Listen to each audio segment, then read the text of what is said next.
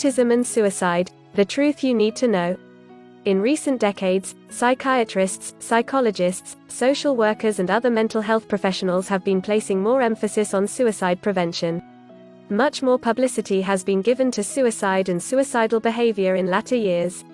This could be explained in part as being due to the rise in suicide cases and attempts which have overwhelmed families and communities.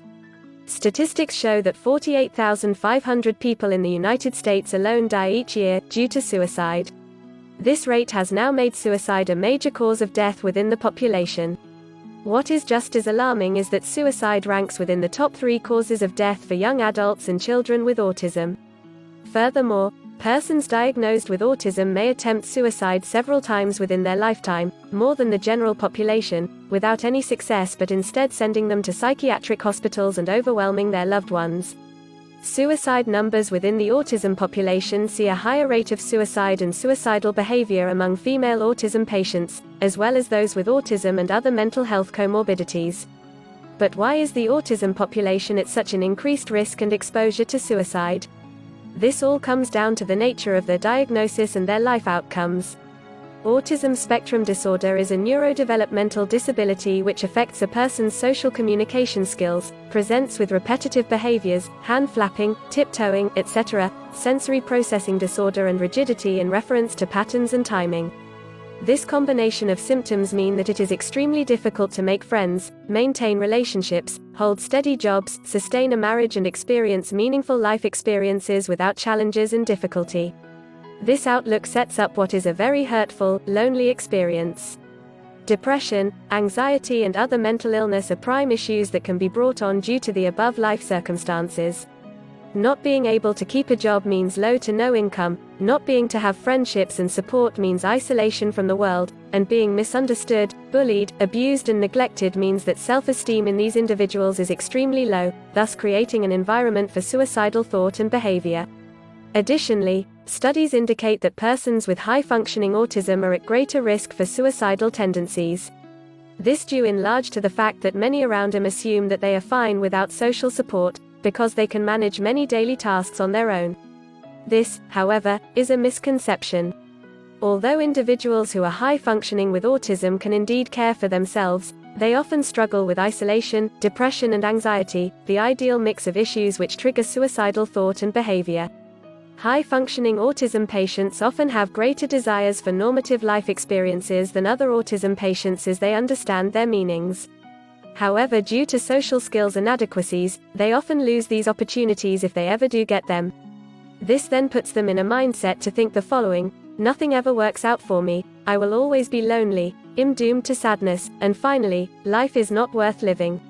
While it is not easy to spot signs and symptoms of suicidal tendencies or warning signs in persons with autism due to their lack of social capacity, there are a few things you may notice: withdrawal, lack of appetite, changes in energy, giving away meaningful items, comments such as "I don't want to live" or "I'm ready to die," changes in sleep patterns.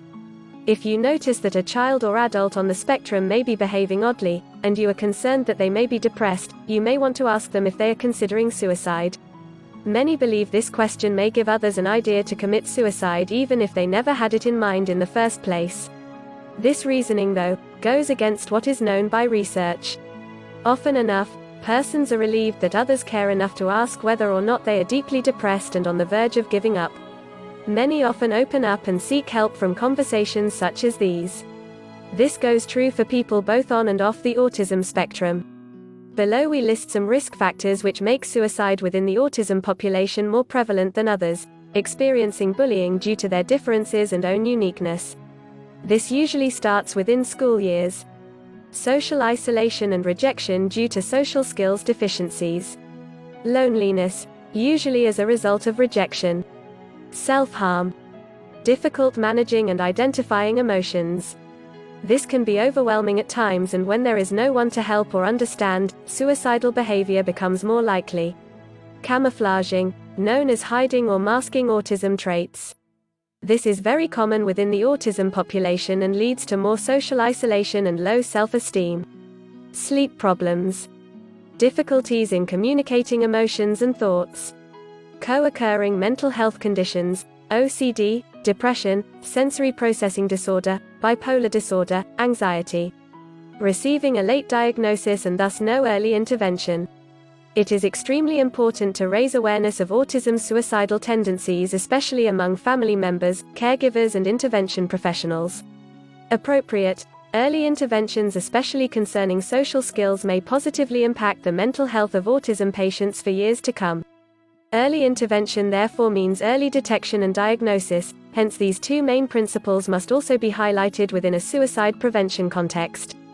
Early warning signs of autism includes little to no eye contact, no cooing or babbling as an infant, hand flapping, head rocking, head banging, tiptoeing, not responding to name, little to no joyful expression, smile toward caregivers, echolalia, regression from previously acquired developmental milestones, oversensitivity, or undersensitivity to various stimuli, sensory processing disorder, isolated play, lining up of toys, restricted and rigid adherence to schedules, patterns, and sameness.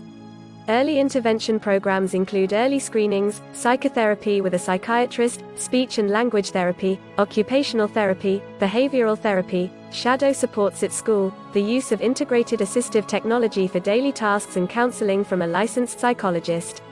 A final warning to families with autistic children at home: ensure that all weapons, chemicals, and medications are placed safely away from their access.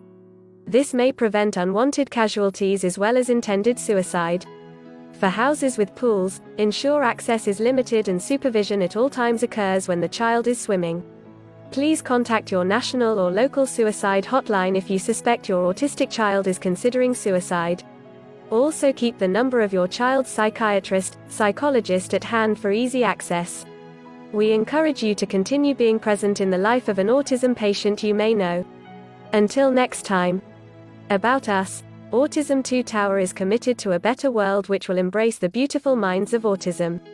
Our initiative is to inspire self-confidence and self-sustainability through the world's only Autism 2 Tower Ultimate Sensory Friendly Retreat.